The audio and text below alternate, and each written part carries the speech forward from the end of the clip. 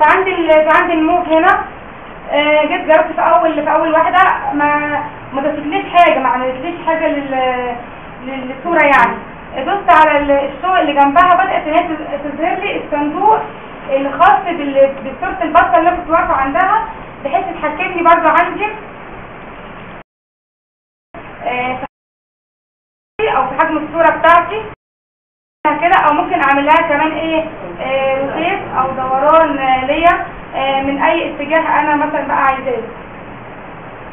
ان كان مثلا انا عايزاها كده من اي عندي.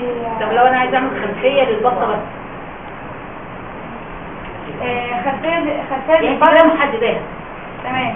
كويس، عايزه اعمل خلفيه للحته دي، للخلفيه البطه بس. طيب انا هعمل لها برضه تحديد. طبعا انا لما جيت اتنقل رحت التحديد، قالت لي لا